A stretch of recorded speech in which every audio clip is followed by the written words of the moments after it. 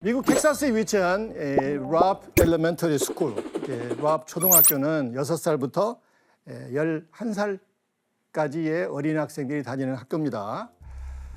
여느 때처럼 수업이 계속 한창일 때 오전 11시 30분경에 갑자기 한 남자가 이 학교로 들어갑니다. 그는 총 2자루와 375여 발의 탄약을 준비해서 무려 1시간 동안 총을 난사하기 시작합니다. 무려 1시간 동안. 작정을 하고 간 거네요. 그렇죠. 범인은 18세 고등학생인데 이 초등학교하고 아무 상관이 없어서 더 미국 사람들이 경악을 금치 못했습니다. 그런데 특히 이 범행은 4학년 한 교실에서 집중적으로 일어났는데 그 생존한 학생이 묘사한 그 상황을 함께 들어보죠. There's a door between our classrooms, and he went through there and shot my teacher and told my teacher goodnight and shot her in the head. Thought he was gonna come back to the room, so I grabbed the blood and put it all over me. Do you feel safe at school?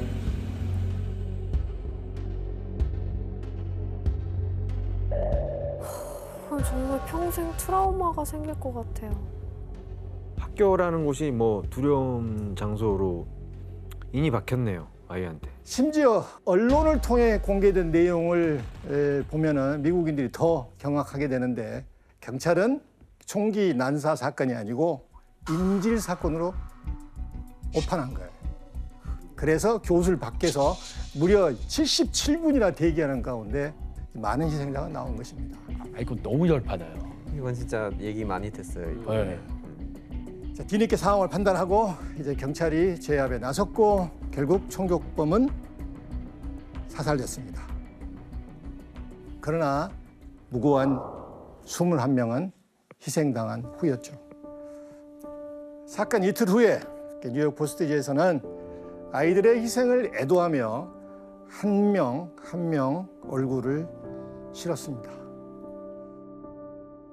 하지만 피해자는 어린아이들뿐만 아니었습니다. Oh, my baby! I didn't shoot my baby. Oh, I'm sorry. I'm sorry. Oh, of course.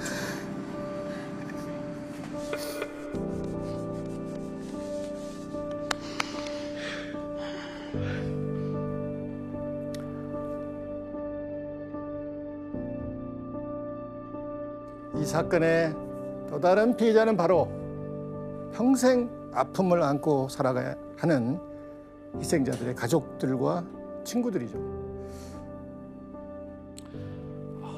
그런데 경찰 과정에서 더 기가 막힌 사실이 밝혀졌는데 사실 범행 3일 전에 SNS에 사진을 하나 올리는데 한번 사진을 확인해 볼까요?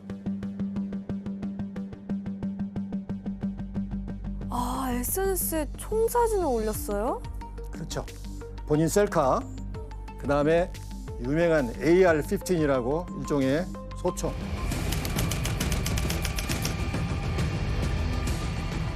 Authorities at Columbine High School are searching for booby trap explosives left behind by the two suspects in the Colorado school shooting. Jefferson County 911. Yeah, there's some going on at Columbine High School. Someone's shooting a gun. Do you know if anybody's injured? Yes. They've got pipe bombs, you name it, buddy. 어머나. 911. Yeah, this is 맞을 수밖에 없죠, Columbine High 저기는. School. We have shots being fired. 참 저렇게만 Okay. The guy is in a black trench coat. 샷건을 They 들고 있어? just shot somebody inside the cafeteria. I'm gonna have to try and get out of here and call you back.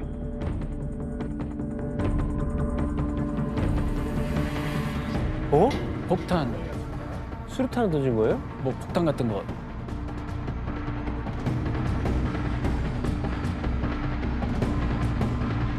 이 모습은 사건 종료 이후의 모습입니다. 이건 이제 CCTV 영상이고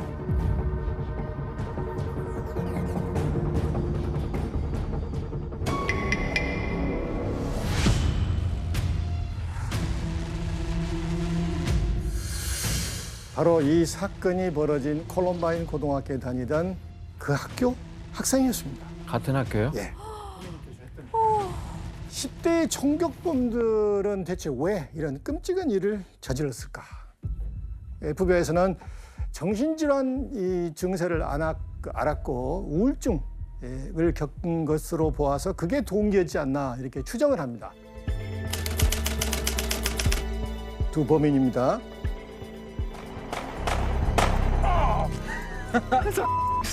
Imagine that in someone's brain. Entry exit.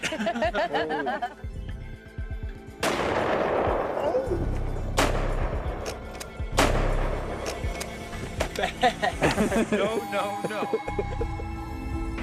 아무 죄책감이 없어 보여요. 그냥. 이런 모습을 보면은 미성년들이 총기에 노출되었을 때 얼마나 위험한지 대충 느낌이 오죠. 아니 일단 다 학생들이 이렇게 범행을 저지를 정도로 총을 너무 쉽게 구한단 말이죠, 선생님? 그렇죠. 미국은 이제 21세 그리고 이제 소총, 엽총은 18세죠.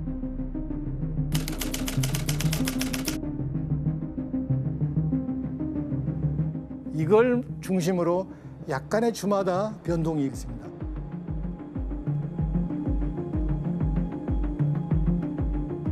이게 가장 큰 문제 아니에요?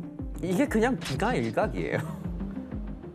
이런 걸 보면 총기 규제가 얼마나 필요한지를 보여주는 아주 좋은 예라고 할 수가 있겠죠. 네. 그 전에 총기 난사에 대한 뉴스 거의 못 들어봤거든요. 개인적으로는 이 난사 이후 총기 규제 뉴스 계속 나오고 예. 말이 안 되죠.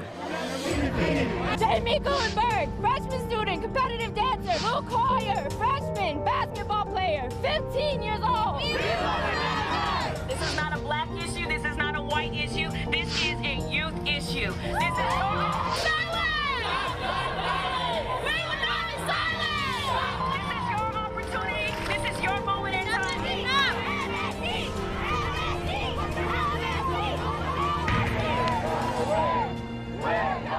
콜럼바인 하이스쿨 이 난사 사건의 후폭풍은 대단했고 이게 사실 훗날 여러 가지 카피캣 이제 원조가 된 거죠.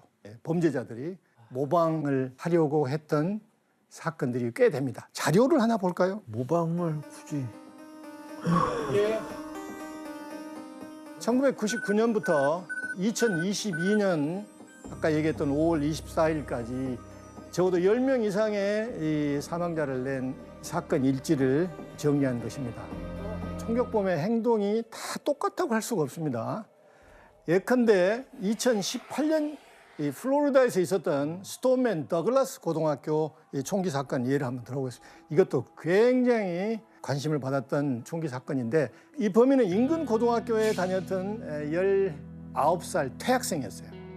그는 총기 가게에서 공식적으로 직접 총을 구입합니다. 그리고 더글라스 고등학교로 향하죠. 그런데 총을 난사하기 전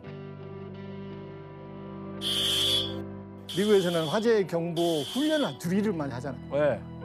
아, 화재에 대비해서 무슨 훈련한가 보다 하고 복도로 우르르 뛰쳐나갔는데 범인이 기다리고 있다가 무차별 총격을 가했던 거예요.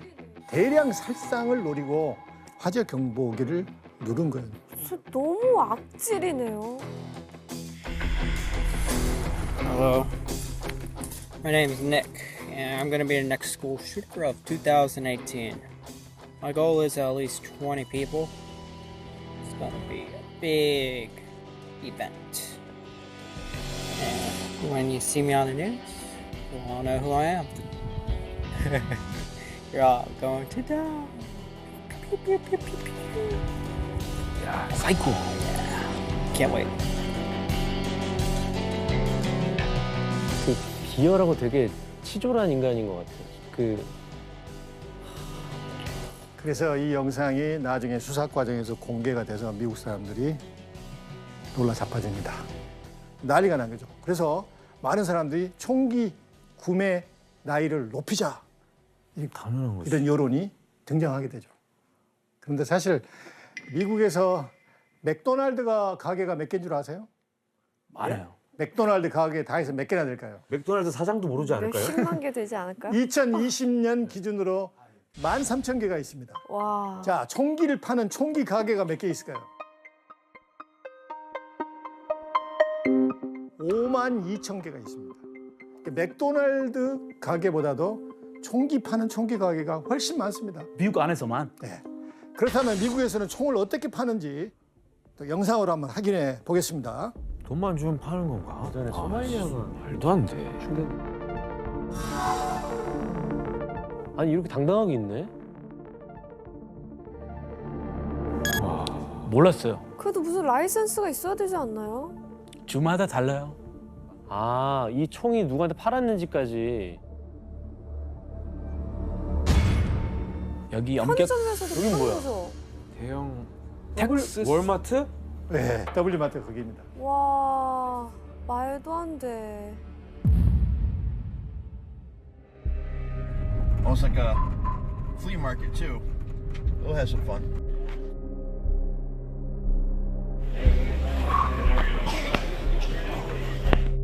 이건 뭐야 이거? 총 중고품? 중고 거래를 하는 그냥 거예요? 올려놓고 파네요.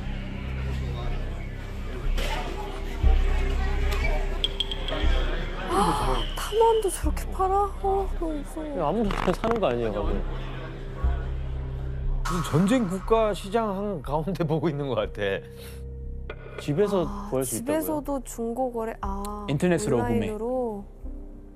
와, 인터넷 구매도 가능하구나. How much are you willing to sell it for? I got it for $350. I got. Thanks, man. I appreciate 이건 it. 불법 거래인 거죠. 그래서 주유소에서 만난 거예요. 근데 저 불법 거래를 못 잡잖아요, 다. 예. 어떻게 잡을 거야? 이렇게 해서 총기를 구입할 수 있는 루트가 굉장히 다양하고 많습니다. 자, 미국인들이 이렇게 다양한 루트를 통해 총을 구매하고 있는데 현재 미국인들의 총기 보유율이 얼마나 되는가 한번 자료를 볼까요? 총기 소유 상위 7개국의 지금 데이터를 보고 있는데 미국이 단연 1위죠.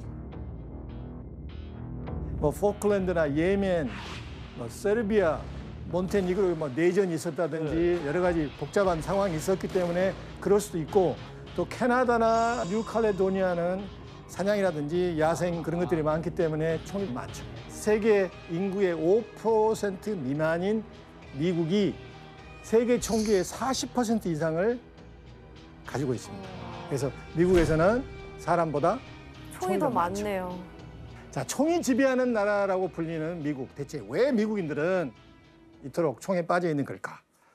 총은 어떻게 미국인들의 삶에 뿌리 내리게 됐을까? 그걸 알기 위해서는 먼저 미국의 역사와 문화를 살펴봐야 됩니다.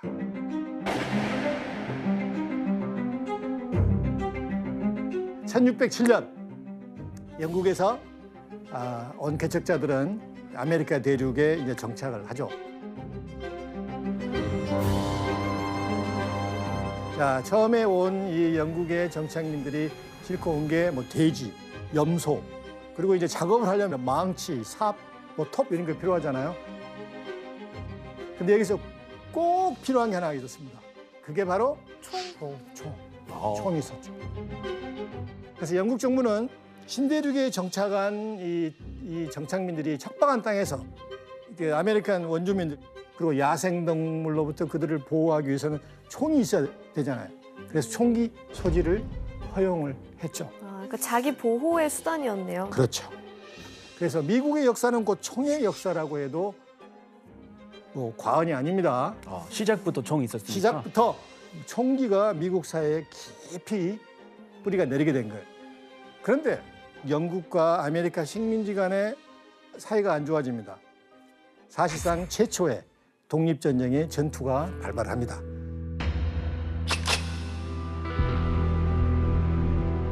총을 들고 렉스톤 전투를 했던 사람들이 식민지 정규 군대가 아니잖아요.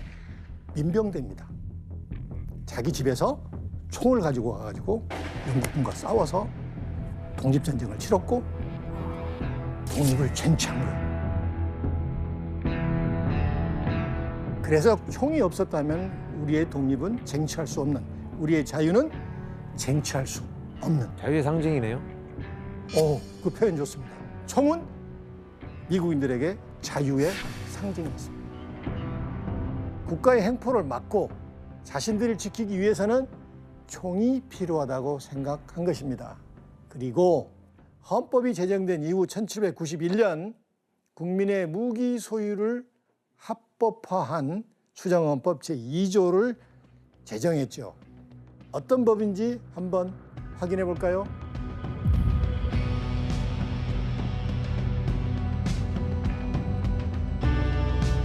A well-regulated militia being necessary to the security of a free state, the right of the people to keep and bear arms shall not be infringed. 이게 어디에 강조를 두느냐에 따라 의미가 확 달라질 수 있어요. 예. 시민의 무기를 가지고 휴대할 권리가 침해가 돼서 안 된다로 되지만 민병대를 구릴 권리를 침해해서는 안 된다로 해석이 될 수가 있어요. 예리했네. 예. 그래서 지금까지 논란이 아주 큰 예. 어떻게 해석하냐에 따라 다른 네. 문장이구나. 한마디로 미국인들에게 총기 소지는 개인과 국민의 기본권이라는 얘기예요. 법이 총기 소지를 허락한 것입니다. 그래서 미국인들에게는 총은 곧 자신과 가족을 지키는 수단으로 인식되고 수단이자 아까 지원 씨가 얘기했던 굉장히 중요한 얘기 자유의 자유의 상징. 상징을 네. 그래서 그걸 지키려고 하는 게 지금까지 이어온 것이에요. 그렇다면 미국에 총기가 본격적으로 확산되는 계기가 언제였을까요? 그리고 미국에서 각 가정마다 총기가 비치될 수 있었던 결정적인 계기가 무엇이었을까요? 전쟁? 전쟁. 남북전쟁.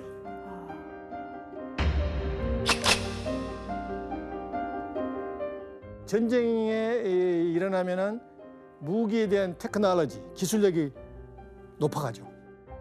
그렇고 그렇던 총을 사용했던 사람들이 남북전쟁을 통해서 총 기술력이 엄청나게 올라갑니다. 전쟁 전에 사용됐던 250만 정의 구식 머스킷 총이 저렴한 가격으로 시장에 풀리게 됩니다. 그리고 전쟁이 끝났습니다. 성능이 좋은 새로운 총을 경험해봤기 때문에 그 총을 가지고 가고 싶을 거 아니에요. 그래서 어떤 부대에서는 총을 가지고 가게 허락했고 돈을 조금 더 주면은 원가로 그 좋은 총을 가지고 집에 갈 수가 있었던 거예요. 그때부터 집에서 총이 생겼어요? 그 전에도 이제 미국은 가정마다 총이 있는 사람들이 많았지만 훨씬 총을 소유하는 가정의 수가 많았고 중요한 것은 새로운 또 신식 무기들을 이제 굉장히 확산되는 계기가 미국의 남북전쟁이었습니다. 그리고 남북전쟁 이후에 본격적으로 서부 개척이 시작이 됩니다. 어마어마한 사람들이 이제 서부로 가죠.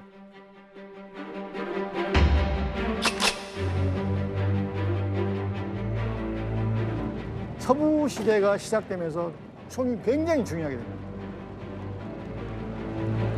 무법자들, 나쁜 무법자들, 그들로부터 나와 가족을 지켜야 되죠.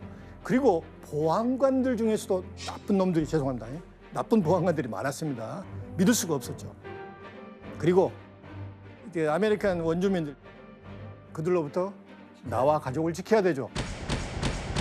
그런데 1929년에 시카고에서 미국 사회를 뒤흔드는 충격적인 사건이 발생합니다. 밀주를 통해서 엄청난 돈을 벌기 시작했고 뉴욕과 시카고를 중심으로 서로 세력 다툼이 되고 조직이 커지면서 복잡한 상황이 될 때 1929년 우리가 성 발렌타인데이 대학살이라고 합니다.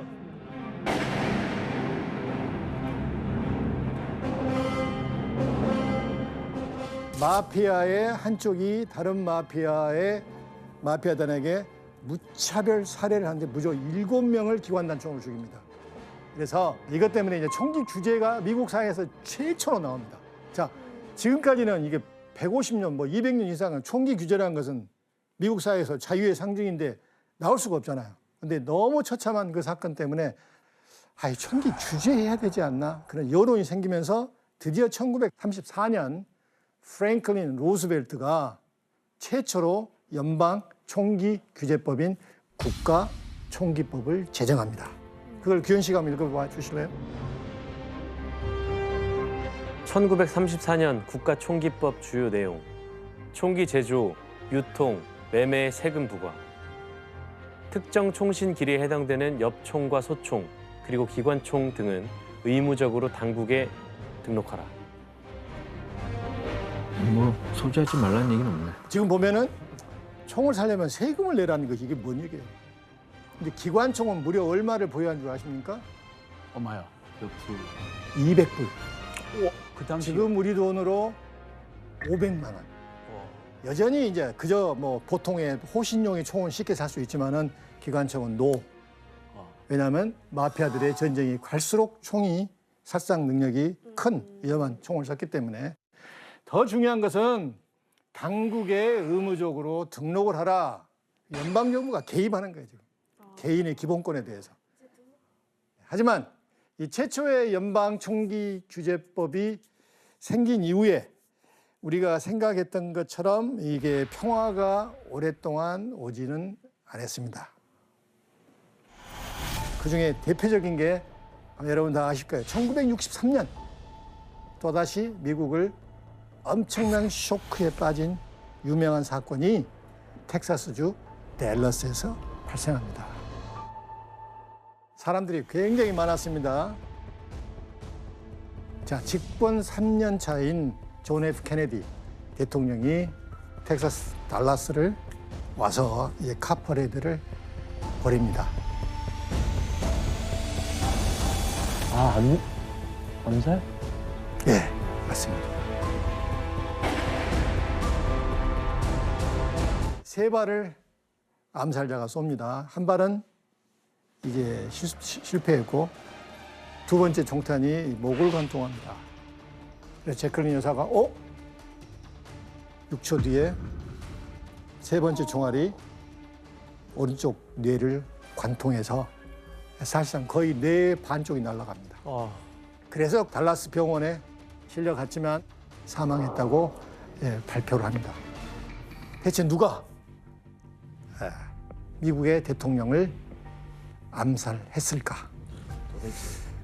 범인은 리 하비 오스왈드, 텍사스 교과서 보관소의 직원이었는데 거기에 6층에서 총을 쐈죠.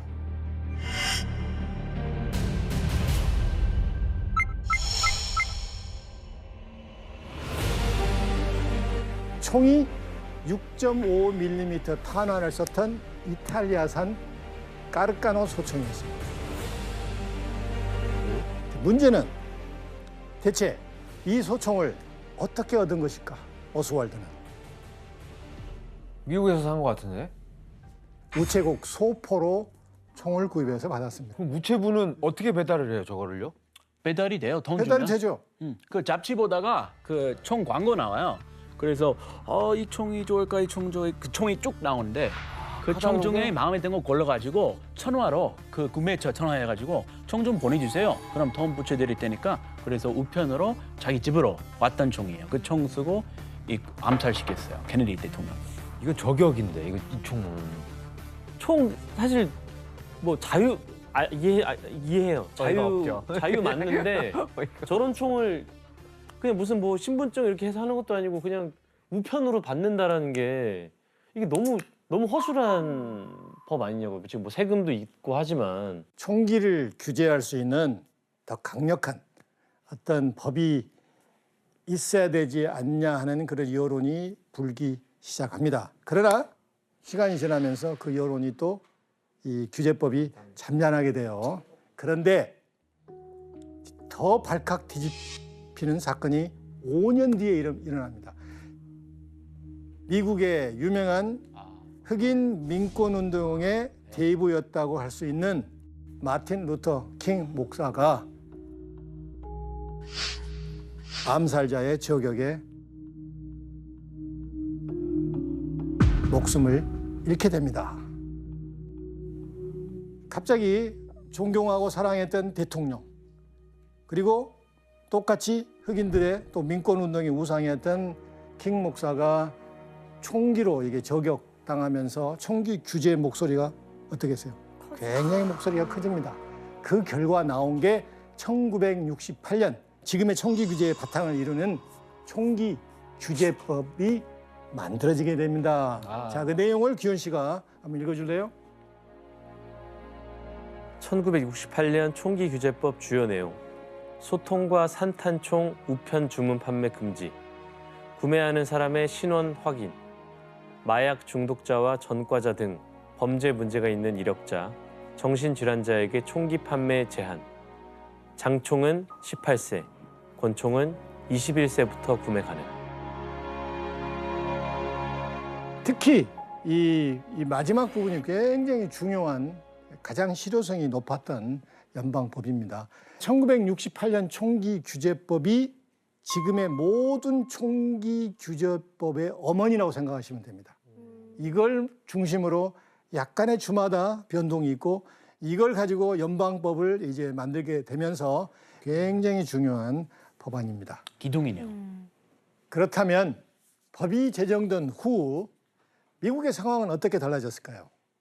1979년 총기 사건으로 인한 사망자 수가 연간 3만에 달할 정도였는데 그러던 중 총기 사건의 그림자가 또다시 어떤 미국 대통령에게 드리워집니다. 레이건? 레이건. 1980년 미국의 40대 대통령으로 로널드 레이건이 대통령에 당선되었는데 재임된 지 얼마 지나지 않아 미국을 충격으로 몰아넣었던 대통령 암살 시도 사건의 주인공이 됩니다.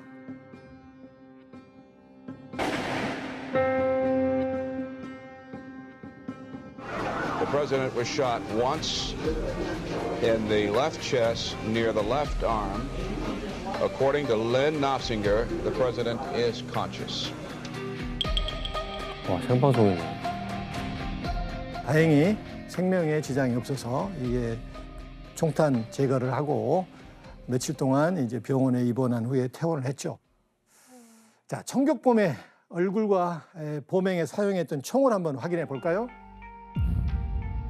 범인은 25살의 존 행클리였습니다. 그거 1초도 안 되게 6발이나. 다 쐈네요, 진짜. 그런데 또 다른 피해자 중에 굉장히 유명한 피해자가 대통령 공보비서관이었던 제임스 브래디였습니다. 브래디가 머리에 박힌 총알이 굉장히 위험했던 것입니다. 다행히 어마어마한 수술 끝에 이제 살아는 났지만 평생 휠체어를 타게 되었죠. 그런데 조사 과정에서 상당히 충격적인 그 드러났는데 행클리가 영화 배우 유명한 조디 포스터를 짝사랑했습니다. 조디 포스터? 조디 포스터? 네, 결국은 조디 포스터가 자기를 알아주기를 원했던 거예요. 와. 좀 이상한 사람이죠, 사실. 조디 포스터 뭐라고 대답했을까요? 아니 거기에 연루되기 싫겠죠 일단. 그렇죠. 네.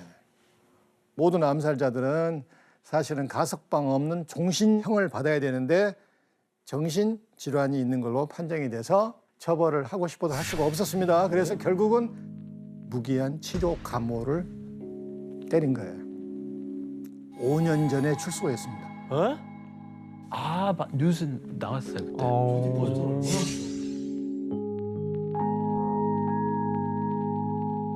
그래서 이 사건을 계기로 정신병 환자에게 총을 팔면은 안 되겠다. 그래서 이 정신병 환자에 대한 총기 규제 논란이 이제 오르게 됩니다. 그럼 그 케네디 대통령에 이어서 또 레이건 대통령 암살 시도가 있었던 건데 이번에는 좀 강력한 규제 법안이 나오나요? 근데 여기서 암살 시도 때 가장 피해를 본 사람이 누구였을까요? 공보비서관 제임스 브래디잖아요. 그래서 브래디를 중심으로 강력한 총기 규제법 제정 운동이 일어납니다. 그 결과 1993년 브래디 권총 폭력 예방법이 통과되었는데 처음 법안을 제안한 지 7년 만이었습니다. 1993년 브래디 권총 폭력 예방법 주요 내용. 신원 조회를 위해 5일간의 대기 기간을 의무화. 총기 구매 예정자가 경찰이 수배하고 있는 범죄자가 아닌지, 혹은 불법 체류자가 아닌지, 혹은 정신 이상자가 아닌지 등의 배경 조사 실시. 어쨌든 이렇게 계속 뭔가 규제가 많아지고 있으니까 확실히 좀 줄어들었겠네요, 이런 범죄 같은 것들이. 이제 효과 면에서는 지금도 뭐 논문이 나오고 있던데 명확하지 않아요. 어떤 쪽에서는 효과가 있었다, 어떤 쪽에서는 실효성이 없었다. 그런데 왜 실효성이 없었냐면은 연방 정부의 허가를 받은 공식 총기 매장에만 이게 적용이 되잖아요. 네. 그래서 완전 합법적으로 하는구만. 그렇습니다. 문제는 총기 유통의 40% 이상이 어디서 합니까? 동네 벼룩시장, 개인 간의 거래에서 거래가 됐기 때문에 이런 부분이 그다지 이렇게 실효성이 있다고는 볼 수가 없죠.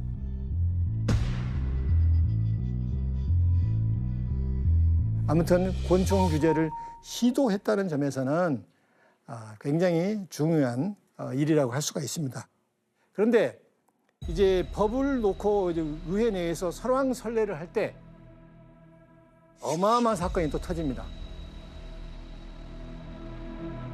1991년 10월 텍사스 중부에 있던 킬린의 한 카페테리아에서 누구도 예상치 못했던 비극적인 사건, 일명 텍사스 킬린 대학살이 발생합니다.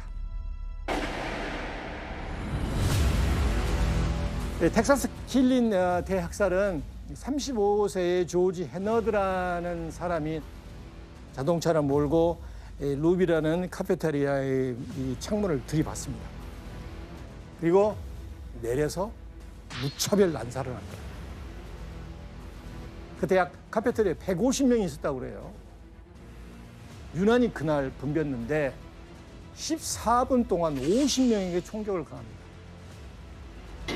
어떤 사람은 꼭 사형 집행하는 것처럼 숨어있는 사람을 머리에 대고 죽였다고 합니다. 그중에 23명이 목숨을 잃어요. 그래서 연방정부는 이제 그 심각성을 깨닫게 됩니다. 그래서 총기 난사 범죄를 통제하기 위해서는 시효 10년인 소위 공격용 무기 판매 금지법을 제정하게 됩니다. 19개의 공격용 무기는 제조 또는 판매 금지, 10발이 넘는 신형 대용량 탄창 금지.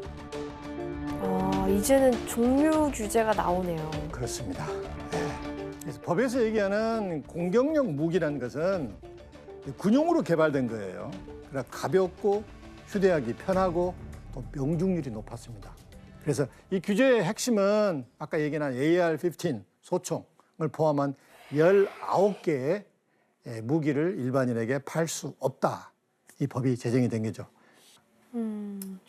그런데 법이 제정될 때만 해도 이 법에 이러한 치명적인 부작용이 있을 거리라는 건 누구도 생각을 못합니다. 총기 회사들이 꼼수를 부려요.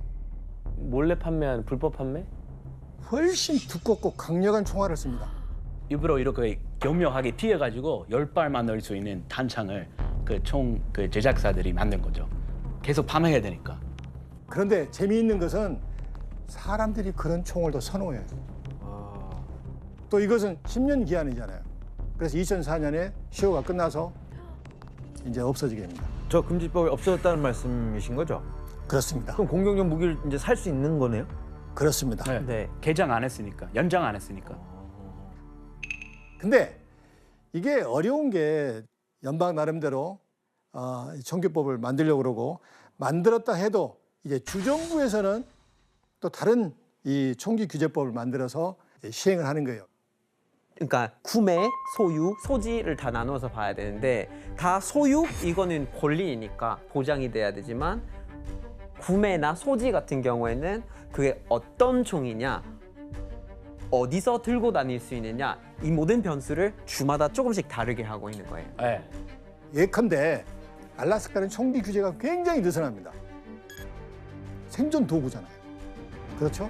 그래서 사실 총기를 사도 등록할 필요가 없어요. 아이와 주에서는 14세 이상만 되면 부모의 보호와 감독 아래 엽총 같은 것을 소지할 수가 있습니다. 다른 주는 텍사스 같은 경우 그냥 보이게 할 수 있고 보이게끔 막 다닐 수 있어요. 막 커피 한 잔 먹으러 갈 수 있고 여기 총 있고 나 총 있다. 사람들 보여주기 위한 그런 게 있어요. 이게 안 가는 법이야.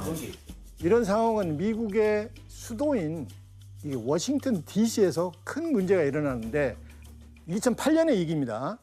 워싱턴 DC는 미국 내에서 개인의 총기 소유를 가장 엄격히 규제하는 정책을 폈었습니다.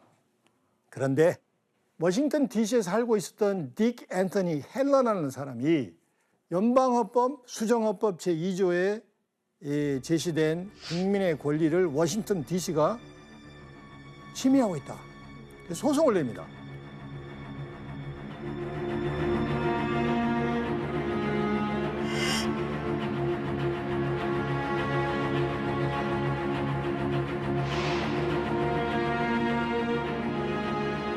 그래서 연방 대법원에서 이제 판결을 하는데 그 판결이 뭐였을까요?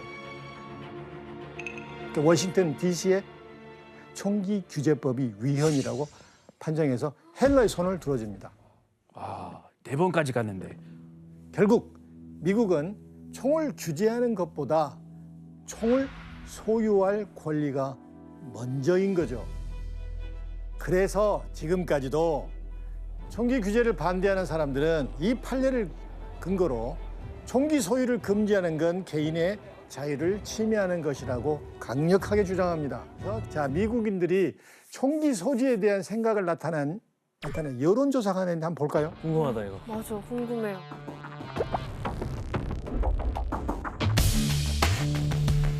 파란색은 뭐예요? 개인 권총 소지 금지 찬성. 빨간색은 개인 권총 소지 금지 반대.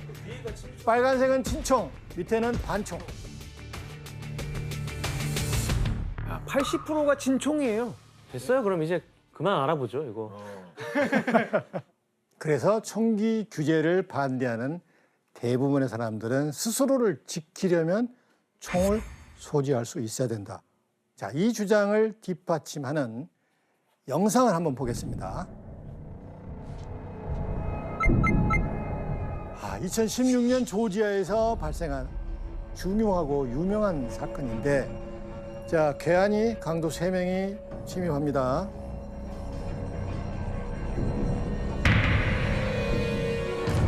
어머, 깜짝이야. 여성이 총으로 강도들하고 맞닥뜨리죠. 근데 강도들이 다 도망가요. 그중에 한 명이 총에 맞고 죽습니다. 와.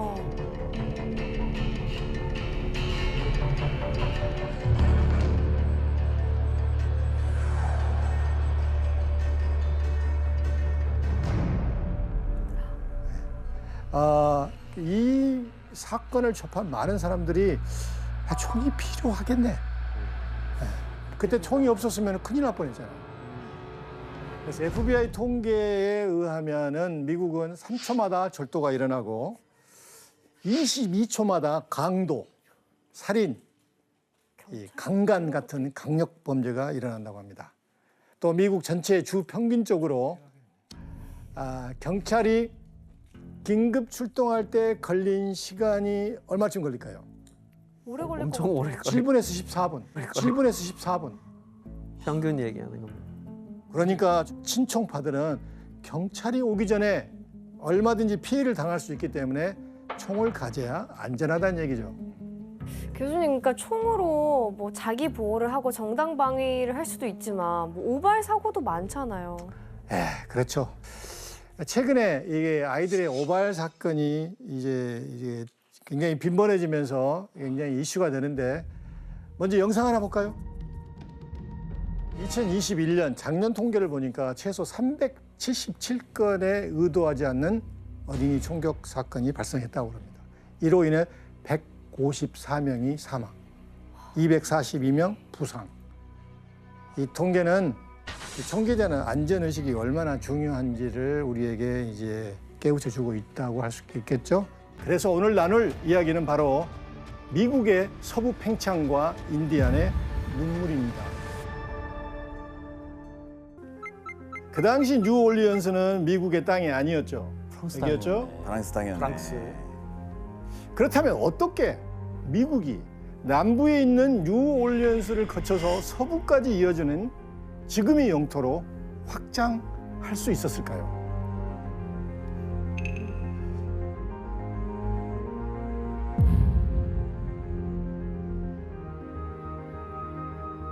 미국이 독립전쟁 이후 1783년에 파리 강화조약으로 독립을 인정받게 됐죠. 네. 여기 보이는 13개의 주로 시작이 됐습니다. 근데 13개 주 말고 미국이 영국으로부터 받는 땅이 있었습니다. 미시시피 강에 이르는 상당히 큰 규모의 땅을 영국으로부터 받은 거예요. 식민지 개척 단계에서 미국인들이 많이 진출했기도 했고 또 영국은 여러 가지 경제적인 문제, 외교적인 문제, 군사적인 문제를 고려해서 미국에게 땅을 넘겼습니다.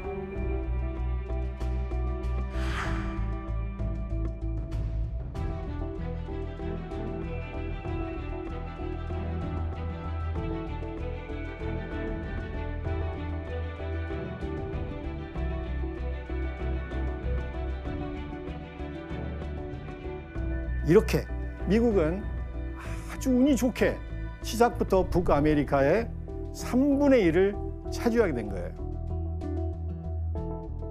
그럼 뉴올리언스는 어떻게 미국 땅이 된 거예요? 프랑스 지금 프랑스로 돼 있는 거 아닌가요? 그렇죠. 이 뉴올리언스를 얻게 되는 과정을 알기 위해서는 당시 미시시피강 유역의 상황을 살펴볼 필요가 있습니다.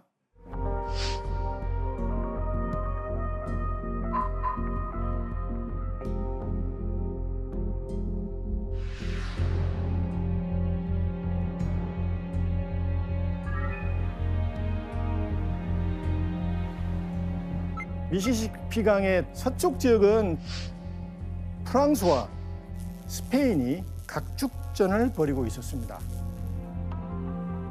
가장 먼저 이 땅을 차지한 나라는 프랑스였습니다.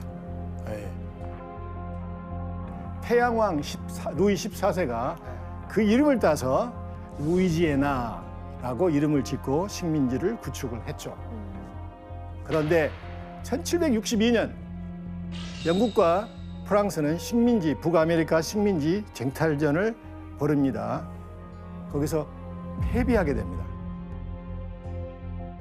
그래서 패배 직전에 스페인에게 양도를 해버려요. 그러다가 이 땅이 좀 아쉬웠겠죠. 그래서 스페인으로부터 다시 빼앗습니다. 아쉬웠으니까. 예.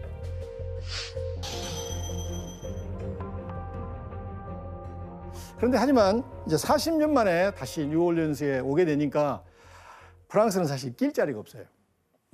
사실상 관리는 스페인이 하고 있었습니다. 거기에다가 미국의 상인들이 굉장히 많이 와서 상업에 중요한 역할을 합니다. 근데 미국 상인들과 스페인 관리와의 마찰이 굉장히 빈번하게 됩니다.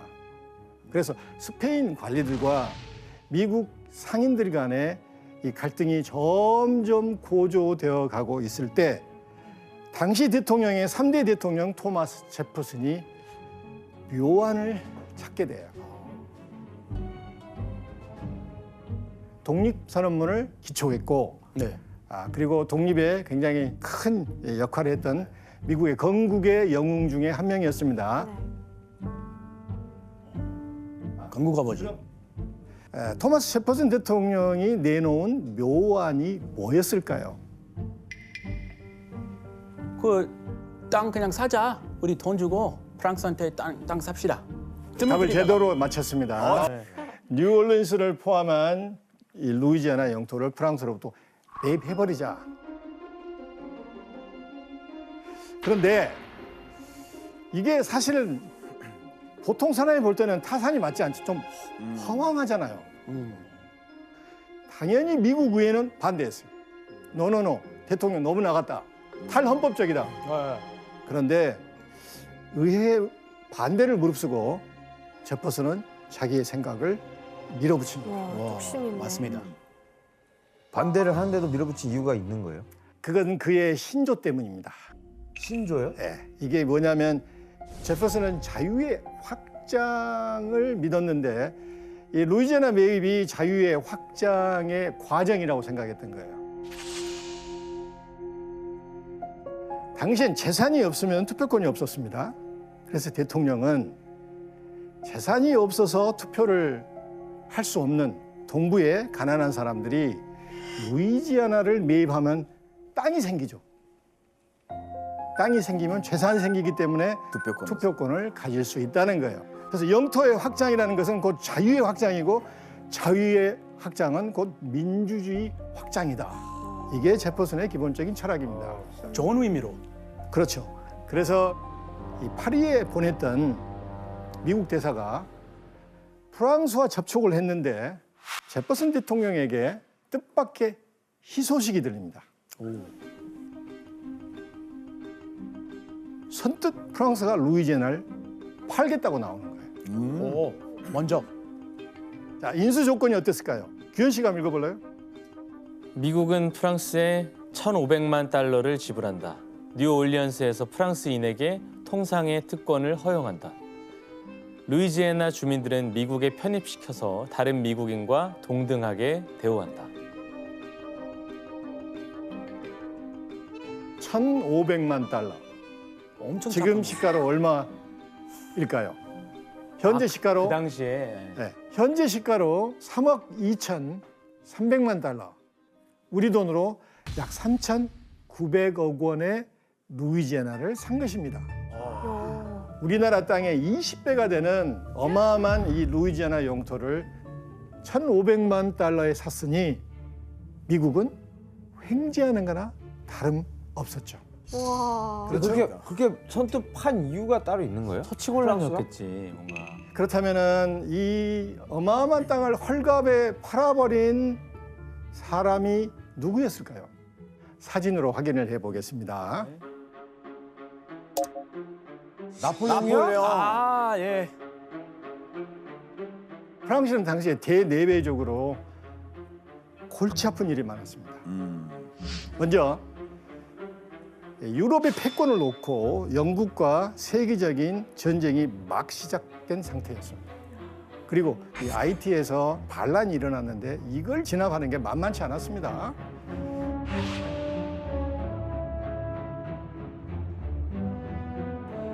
이런 상황에서 저 북아메리카 남쪽에 있는 루이지애나, 뉴올리언스까지 신경 쓸 겨를이 없었던 거예요. 게다가 그 땅 때문에 만약 전쟁이라도 벌어지면은 낭패가 되는 거죠. 어떻게 전쟁 비용을 감당하겠어요? 코가 석자다. 결국 나폴레옹은 땅을 지키겠다는 체면보다는 실리를 택합니다. 거의 그냥 금매로 사는 느낌. 그렇죠. 진짜. 어떻게 미국은 운도 좋을까?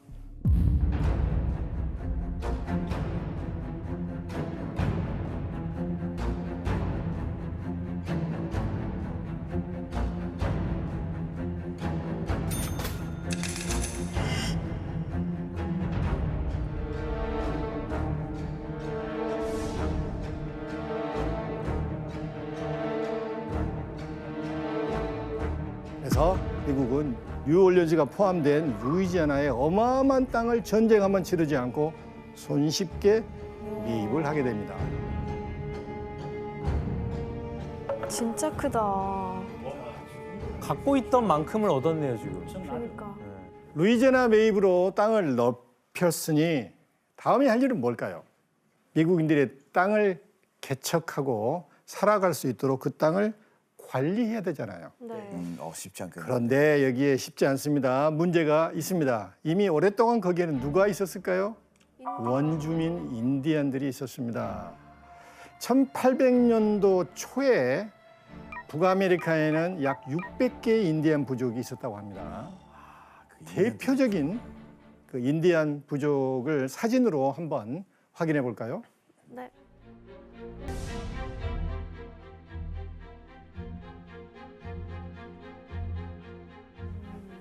그러면 프랑스가 저기를 지배했을 때도 계속 그냥 그렇죠. 계셨던 거예요? 그렇죠. 보니까 어때요? 부족마다 약간 특징이 있죠. 네. 머리가 길죠. 네, 머리 길고 머리 장식. 머리 장식도 그러고. 하고. 깃털. 네. 크리스티안 씨, 왜 머리가 길었다고 생각해요? 그 당시에 미용실이 없었기 때문에. 맞는 말 아니에요? 네. 맞는 말 아니에요? 자르면은 뭐 약간 재수가 없다고 생각했을 것 같은데. 맞습니다. 머리카락은 영혼을 상징합니다. 그래서 영혼이 성장하는 것처럼 영혼의 성장에 대한 신체적인 증표로 생각했죠.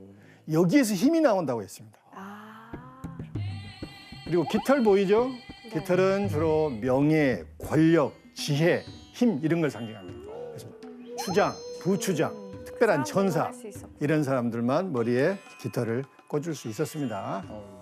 인디언들은 위대한 영, 스피릿, 영이 세계를 창조했고 그 영이 모든 존재에 영혼을 부여했다고 믿었습니다. 그래서 인디안의 대다수는 사람은 물론 동식물, 심지어 생명이 없는 곳에도 영혼이 있다고 믿었습니다. 그렇다면 서로 도와주고 공존해야 한다고 믿었죠. 자, 이들의 이런 생각이 잘 담긴 거 있는데 화면을 한번 볼까요? 인디언들 착해. 뭐야 이건?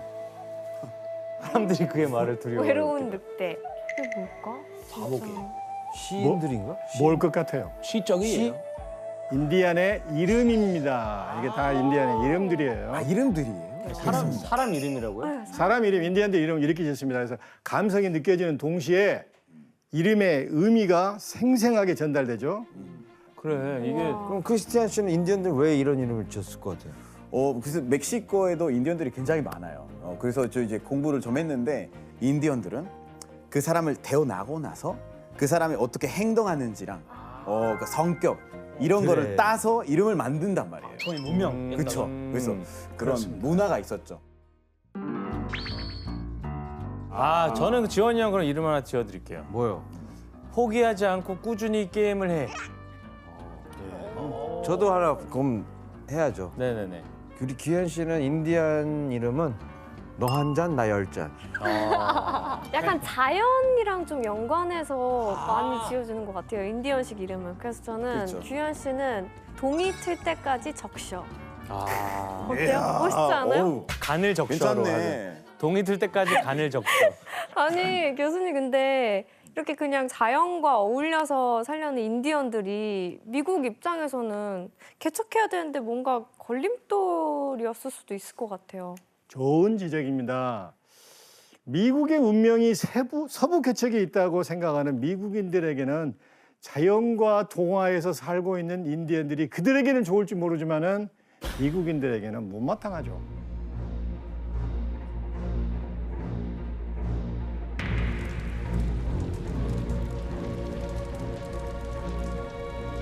결국 미국인들과 인디언들의 이런 세계관, 우주관 차이 때문에 인디언들에게 큰 재앙이 다가오게 됩니다.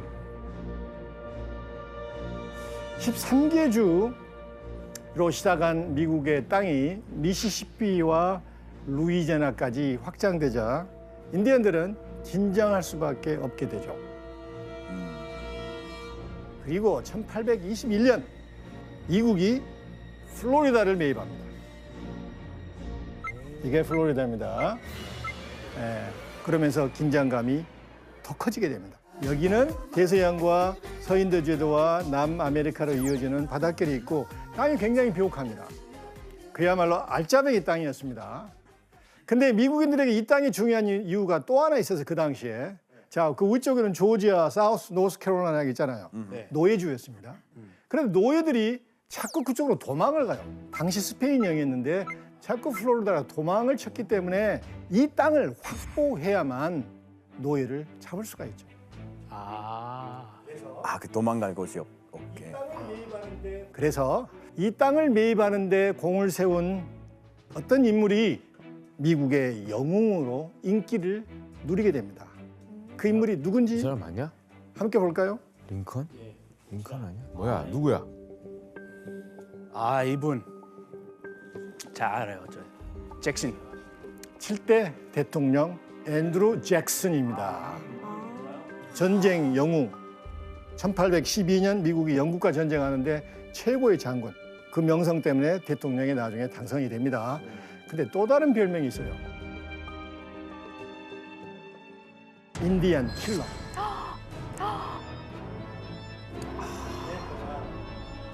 사실 이 잭슨은 대통령이 되기 전에도 인디언들은 미국이 정해준 보호구역으로 이동하는 것이 인디언과 미국인들에게 모두 바람직하다고 주장을 합니다. 인디언들이 보호구역에서 살면 미국인들과 정부의 간섭 없이 자유롭게 살 수 있겠잖아요. 이런 논리인데 궁극적이는 뭐겠어요? 쫓아내는 거지. 네, 맞습니다. 미국의 개척에 방해가 되니까 쫓아내려고 하는 계략이죠.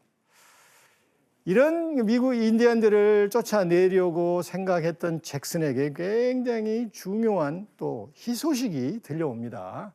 여기서 이제 고대하던 정식 문제가 나옵니다.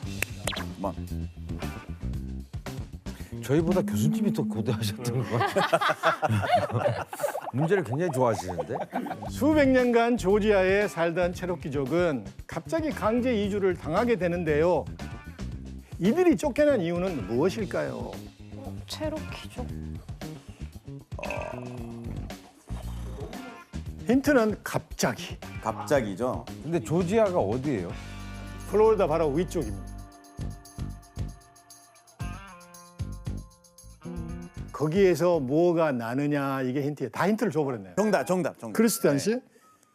약간 어떤 식물, 재배하기 위한?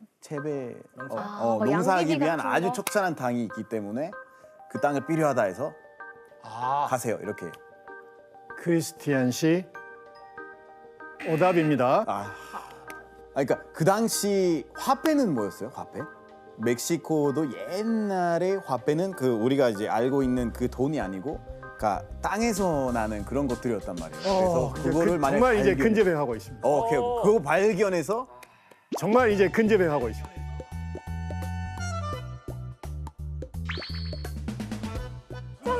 정답. 자, 순서대로 혜성 씨입니다. 혜성 씨. 거기서 금을 발견. 혜성 씨 정답. 금을 발견. 혜성 씨 정답. 잠깐만요. 맞은데. 비슷한데. 비슷한데 금을 가지고 화폐로 바꿀지 어쩔지 아무도 모르잖아요. 그래서 금이라는 단어가 나와야 됩니다. 자, 당시 이곳은 수백 년 동안 체로키족이 살았는데, 체로키족은 미국인들의 문명을 받아들여서 학교를 짓고 공장을 짓습니다. 굉장히 평화롭게 살았던 사람이에요. 하지만 1829년 달로네가라는 이 조지아 북쪽에서 금이 발견됐고 인디언들을 쫓아낼 구실을 갖게 됩니다. 아니 금 캐면 되지 왜 인디언 왜 쫓아요? 인디언 땅이잖아요. 그래서 인디언들이 불편하니까 인디언을 이주시켜야 됩니다. 이들을 쫓아낼 수 있는 최고의 명분이 생긴 거예요.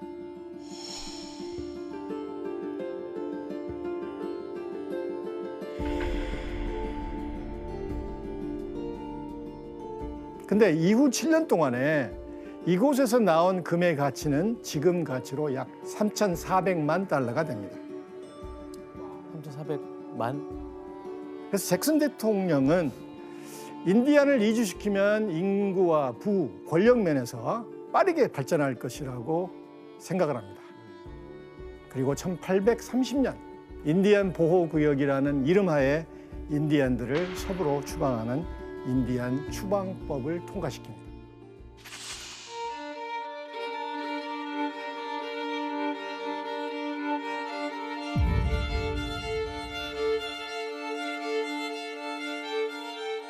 이 법을 앞세워서 조지아주의 체로키족은 내슈빌, 스프링필드를 거쳐서 그동안 가보지 못했던 오클라호마의 인디안 보호구역으로 이주하게 됩니다. 당시 체로키족이 걸어서 이동한 거리는 약 1,300km로 추정됩니다.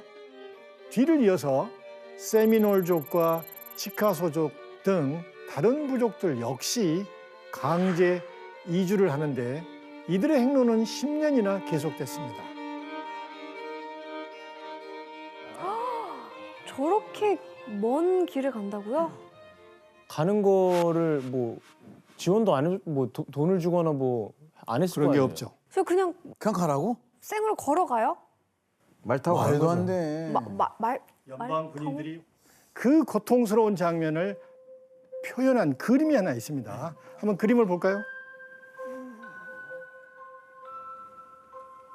아, 울면서 가시네. 그래, 자기 살던 고향을 빼앗기고. 오는 길에 시체도 묻네 그냥. 예, 그렇습니다. 이게 유명한 체로키족의 눈물의 행로 혹은 눈물의 길을 묘사하는 유명한 그림입니다. 그러니까 군인들만 말을 타고 거의 원주민들은 걸어서 간 거네요. 그렇습니다. 걸어서 갔습니다. 이들에게 주어진 하루 배급이 대략 삶은 옥수수 한 줌, 그리고 하나 정도의 순무, 끓인 물이 전부였습니다.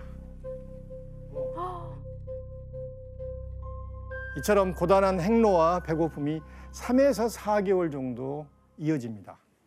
당시의 참상을 드러낸 글이 있는데 규현 씨가 한번 읽어줄래요? 나는 하룻밤 사이에 22명이 치료도 받지 못하고 폐렴으로 감기로 혹은 담요도 없이 얼어 죽는 것을 보았다. 서부를 향해 계속되었던 그 길고 고통스럽던 여정은 스모키 산맥 언덕에서부터 오클라호마에 설치한 서부의 인디언 지역에 이르기까지 4,000개의 말 없는 무덤을 남기고 1839년 3월 26일에 끝났다.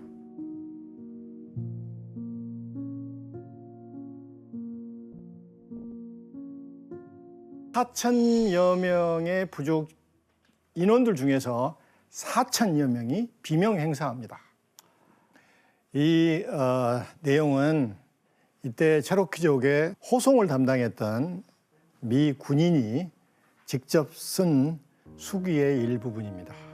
약간 그분도 양심의 가책을 느끼면서 그렇죠. 썼나 봐요. 미국인들이 보기에도 너무 비참한 거예요. 그래서 훗날 인디언들이 이것을 눈물의 길 혹은 눈물의 행로라고 합니다.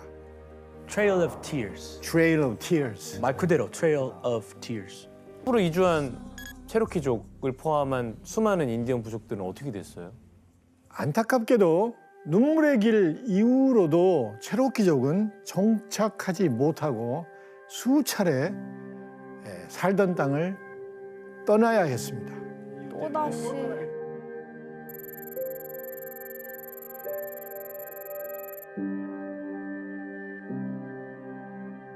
이들의 상황이 얼마나 비참했는지 알 수 있는 풍자화가 있는데 한번 볼까요? 걸리버 연기. 조나단 스위프트의 걸리버 여행기의 거인국을 지금 빗대어서 가운데 보면 체로키 네이션이라고 써졌죠? 네. 체로키 부족. 움직이지 못하게 묶어놓고. 제일 오른쪽 밑에 보면은 누가 가위로 이렇게 자르고 있죠? 머리를? 머리 아까 머리가 뭐라고 했습니까? 영혼. 인디언들의 정체성이에요. 그걸 가위로 자른 사람의 자세히 보면 미국 대법원이라고 써졌어요. 그래서 미국 법원이 인디언을 문명화시키기 위해서 상징인 인디언의 머리를 자르고 있고 더 오른쪽에 보면은 누가 드릴로 머리에다가 지금 뚫고 있죠. 그러네. 선교사들입니다. 아, 정신 쇠네. 그렇습니다. 네. 제일 왼쪽에 보면은 이 발이 있죠, 발. 네. 철도. 무슨 얘기냐면은 체로키 땅들이 결국 철도가 놓이고 길이 놓여서 체로키는 없어질 것이다. 그런 의미를 담고 있습니다. 그러니까 강제로 묶어놓고 이주시키는 거네요. 자, 미국인들은 인디언을 이주시켜서 땅을 차지하는 데 그치지 않고 영토를 더 넓게 확장할 방법을 찾게 됩니다. 이때 그들의 눈에 들어온 것이 당시 멕시코 땅이었던 텍사스입니다.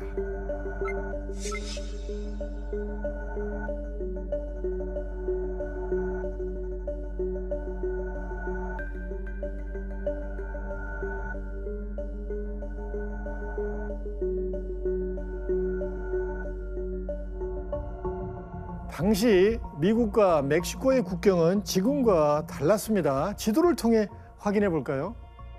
현재 미국의 영토인 텍사스를 비롯해 캘리포니아에 이르는 이 광활한 지역은 원래 멕시코 땅이었습니다. 하나였지. 스페인이 1821년에 멕시코의 독립을 허용합니다. 근데 사람들이 많이 있었을까요? 없었을까요? 없었어요. 사실 불모지였습니다. 멕시코 정부는 이걸 활성화시키는 가장 좋은 방법이 뭘까 생각하다가 미국인들을 토지 무상을 이게 줘서 이주시키면 되겠구나. 미국인들이 갔을까요? 안 갔을까요? 조금 갔어요. 많이 갔습니다. 그래서 이게 통할의 멕시코 정부는 실책인 거예요. 짧은 기간에 너무 많은 미국인들이 텍사스 안으로 이주한 거예요. 그럼 뭐 아무것도 없잖아. 황무지 아니에요?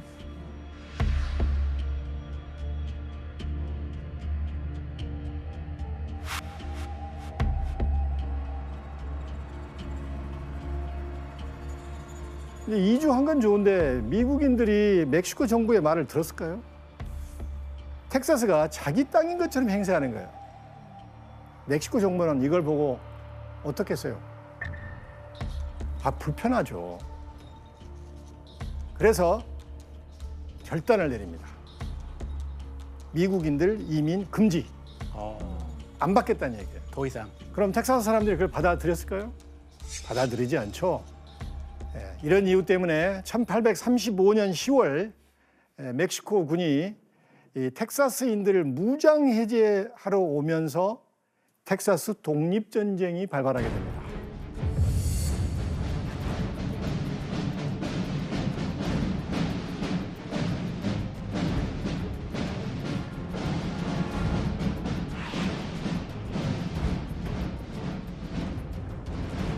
전쟁이 시작된 지 한 4개월 정도 되면서 이제 전쟁이 거의 마무리될 즈음에 텍사스 민병대가 멕시코 군의 진입을 막으려고 샌안토니오에 있는 알라모라는 교회에서 이제 결사 항쟁을 하고 있었습니다. 알라모. 하지만 수천의 멕시코 군대가 13일간 포위 작전을 계속합니다. 결과가 어땠을까요? 그러니까 멕시코 승리했겠죠. 그렇죠. 텍사스 민병대 182명이 그대로 죽음을 맞게 됩니다. 야, 잠깐만 이러면 미국이 나설 명분 생기는데 이거. 바로 그거예요. 또 전사자들을 장작더미 위에 놓고 태워버립니다. 분노하게 되는 거예요. 그래서 오히려 미국인들을 분노하게 만들어서 결집시킵니다.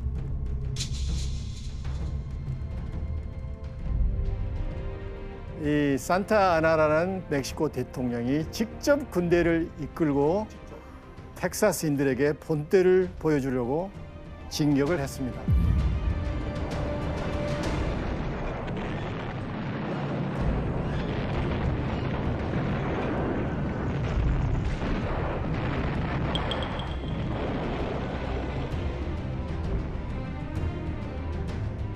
분노한 군인들이 이게 똘똘 뭉쳤기 때문에 텍사스 민병대가 쉽게 이깁니다. 민병대. 하면 이 멕시코는 무려 650명이 사망합니다. 산타아나 대통령하고 300명이 포로로 잡혀요. 대통령을 워싱턴에 있는 잭슨에게 보냅니다. 그 과정에서 잭슨이 대통령을 산타아나를 풀어주는 조건으로 한 가지 약속을 받아내는데 그게 텍사스 공화국의 독립을 약속을 받습니다. 보장을 받아요. 그리고 1845년 미국 연방이 텍사스를 합병합니다.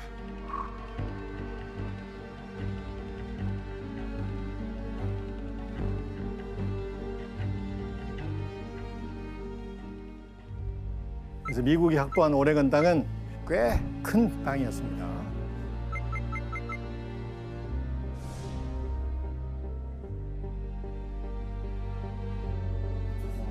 근데 진짜 운이 많이 주는데요? 근데 진짜 미국은 한 번 확장될 때 스케일이 다른 것 같아요. 무슨 미국은 한 번 땅덩어리 얻으면 막 이만큼씩 얻고 너무 운이 좋은 것 같아요. 어마어마하죠? 뉴욕의 한 저널리스트가 처음으로 썼던 용어예요. 그래서 미국인은 명백한 운명을 타고 났다. 하나님이 주신 대륙을 온전히 뒤덮어야 된다. 이게 우리의 소명이다. 저 오른쪽에는 대서양, 왼쪽은 태평양, 그리고 로키 산맥 보이죠, 왼쪽에. 그래서 여신이 서부로 이제 이끌고 가죠. 근데 흥미로운 것은 자세히 보면은 이 사람들을 보면은 혼자 가는 사람들이 거의 없습니다. 가족 단위로 그룹으로 갑니다.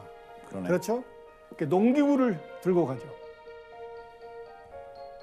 무슨 얘기냐면 정복과 정착은 다른 문제입니다.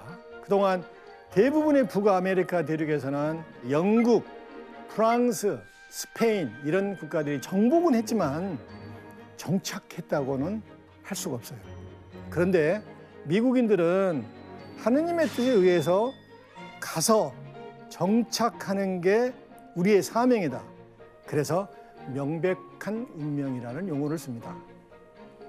이 서부로 개척하는 게, 그래서 민주주의를 확장시키고 자유를 확장시키고 기독교를 팽창시키는 게 신이 우리에게 베풀어 주신 축복이자 지상 명령이라고 생각했던 거예요.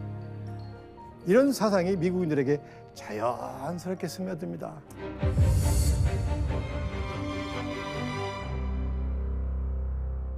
자, 아까 인디언들은 잭슨 대통령 시절에 체로키, 세미널, 촉타 이런 5개 부족이 보호구역으로 이 오클라호마로 강제로 이주당했잖아요. 거기 가면 간섭 안 할게, 빵 뺏지 않을게 약속을 했기 때문에 안심하고 갔습니다. 그런데 대륙횡단철도가 오자 이제 미국 사람들이 서부로 이제 이동하게 되죠. 빠른 속도로. 이게 이제 인디언들에게 문제가 되는 거예요. 왜 문제가 됐을까요? 그렇지. 침해되니까. 인디언들의 삶의 기반의 가장 중심이 이 동물입니다. 버팔로. 예. 버팔로를 제거해 버린 거예요.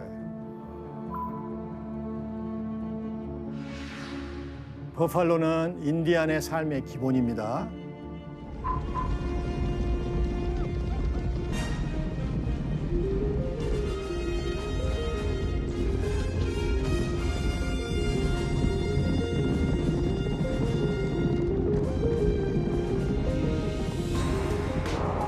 버팔로가 없어지면 인디안도 살기 어려워요.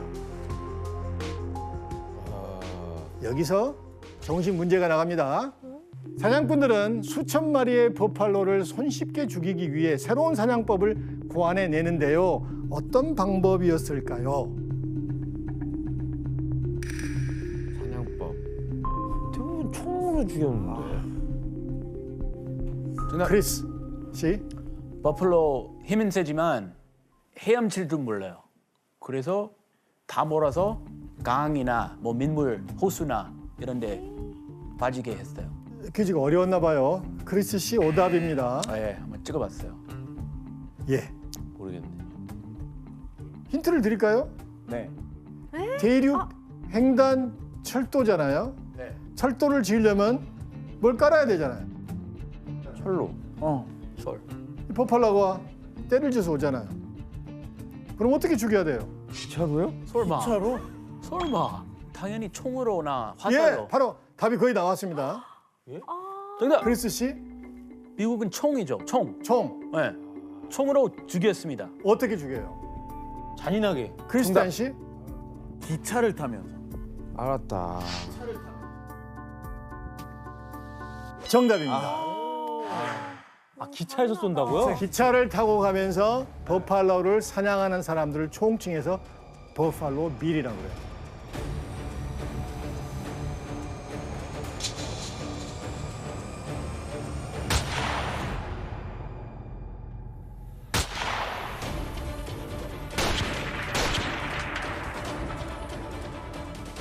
그래서 버팔로 사냥꾼을 모집해서 철도 회사가 특별 열차로 위에 올라가서 이동하면서 버팔로를 사냥합니다. 이런 사냥법으로 1865년 한 해에만 약 100만 마리의 버팔로가 죽습니다. 1872년에서 1874년까지 약 400만 마리 이상을 사냥했다고 기록되어 있습니다. 그럼 인디언들의 그런 거주지나 생활 기반이 다 무너졌을 거 아니에요? 그렇습니다. 버팔로가 없어지면 인디안도 사라져야 되는 거예요. 1890년대에는 이게 극에 달합니다. 뭐야? 설마. 뭐 같아요? 해골? 뭐예요? 사냥당한 버팔로의 두개골이 산처럼 쌓여 있던 것입니다. 우와. 왜 이렇게 많이 죽었다고요? 말도 안 돼. 그런데 이제 버팔로가 없어지게 되자 인디안들은 절망했겠죠. 설상가상 생계를 이어받는 상황에서 또 한 번 살던 땅에서 쫓겨나게 됩니다. 만난데. 1868년에 미국 정부가 사우스다코타와 와이오밍주 경계에 있는 검은 언덕이라는 산지로 인근 인디안들을 몰아냅니다.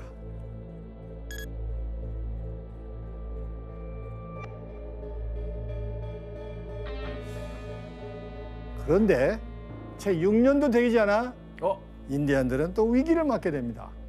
또 쫓아요? 1874년 검은 언덕에 황금이 묻혀 있다는 소문이 돌기 시작합니다. 이놈의 황금이 문제입니다. 안 돼. 자, 소문을 듣고 총잡이들, 노다지꾼들, 어마어마한 사람들이 이제 몰려와서 인디안 땅을 무단으로 침입해서 마음대로 휩쓸고 다닙니다. 인디안들이 가만히 있었겠어요? 아니, 이래서 약속을 한 건데. 그렇죠. 그리고 미국 연방 정부에 강력히 항의합니다. 그래서 미국 연방 정부는 애매한 상황에서 이제 인디언들과 광산권을 놓고 협상에 들어가요. 인디언이 받아주겠어요? 협상을 받아들이지 않습니다. 협상이 결렬됩니다. 미국 정부는 강경하게 나갑니다. 그래서 군대를 보내서 검은 언덕에 있던 수족 마을을 공격합니다.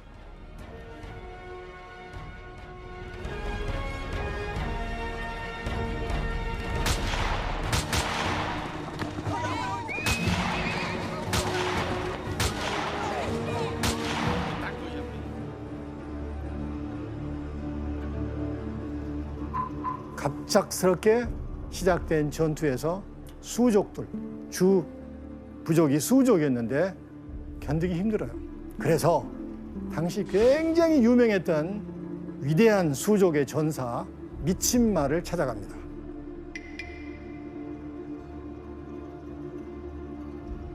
미친말은 수족의 한 지파인 라코타 이 부족의 추장이었습니다.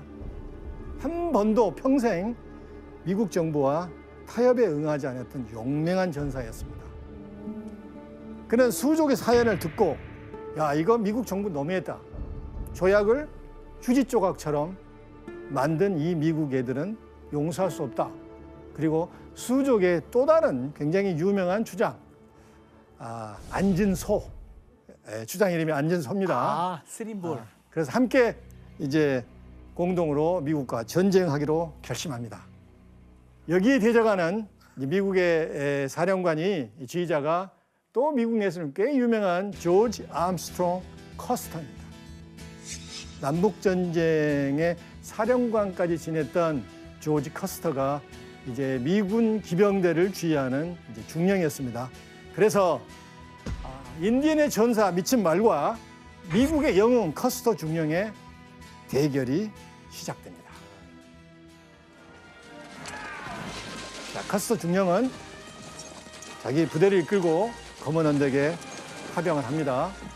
자, 미친말은 어떻게 준비했을까요? 이 백인 군인들을 막기 위해서 준비를 하는데 약 한 2,000명 정도. 그리고 결국 전설적인 전투가 시작됩니다.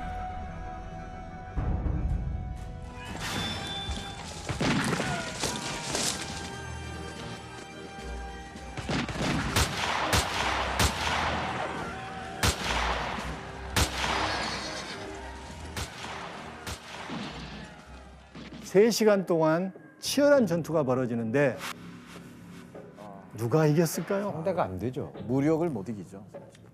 기적이 일어났으면 좋겠는데. 그럴 줄 알았습니다. 미친 말의 압승. 미친 말의 압승. 오, 진짜? 카스터 중령이 이끄는 부대의 무려 40%가 전사합니다. 와.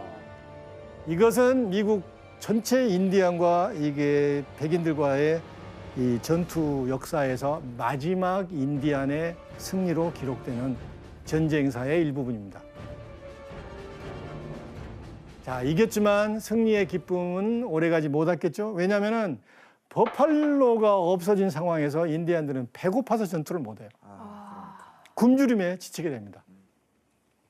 한 부족 한 부족 항복을 할 수밖에 없습니다. 미친 말도 결국 동료들과 항복을 합니다. 안타깝게도 호송 과정에서 미군이 단검으로 찔러서 미친 말을 죽여버립니다. 왜 그래? 결국 구심점을 잃은 인디안들은 이전보다 더 열악한 땅인 늪지대와 메마른 지역으로 쫓겨나게 됩니다. 그리고 이주를 거부하면 죽음을 맞았습니다. 고난이 끝나질 않아요. 예. 그래서 자유로운 세상, 그리고 버팔로가 초원에 다시 돌아올 거라는 믿음을 가지고 이것을 합니다.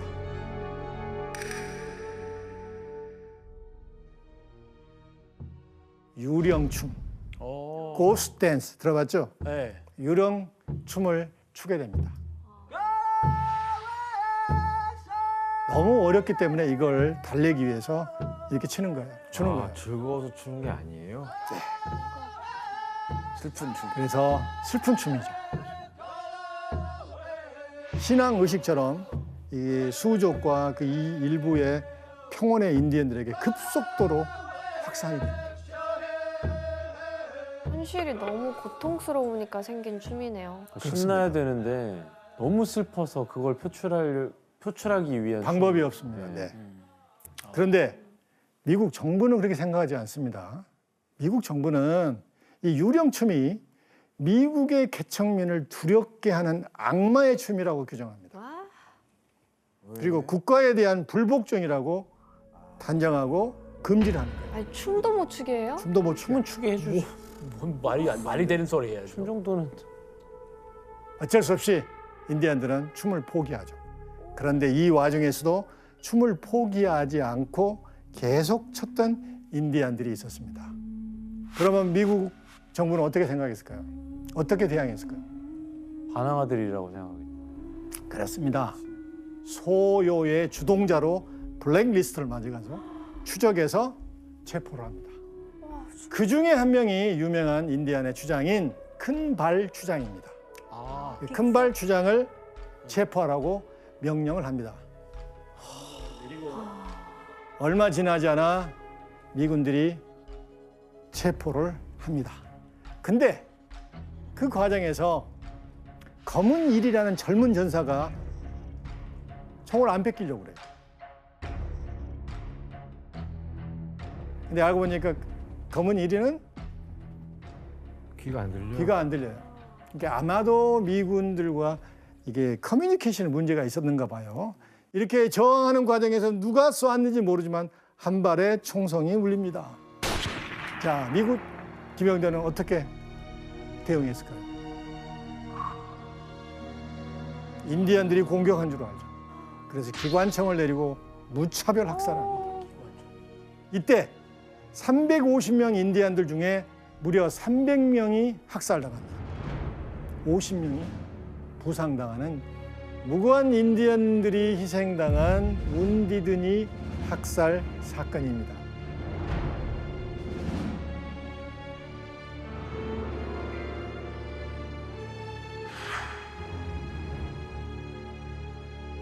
미군들은 시체뿐만 아니라 총상을 당한 또 혹은 부상을 당한 사람을 방치하고 떠나버립니다.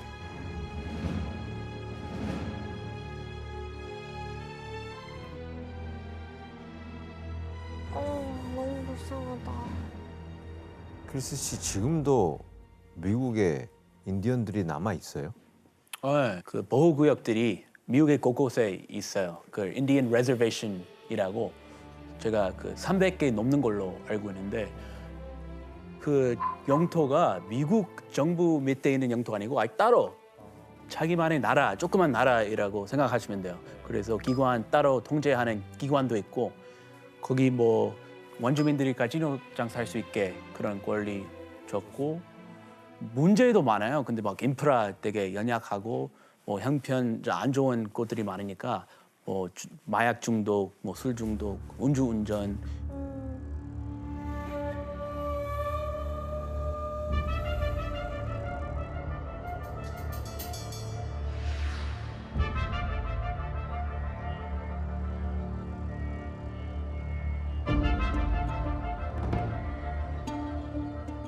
이처럼 미국의 서부 팽창을 생각할 때 인디안의 희생을 잊어서는 안 됩니다. 인디안의 희생으로 서부가 팽창했고 미국의 영광을 가져다 주었습니다.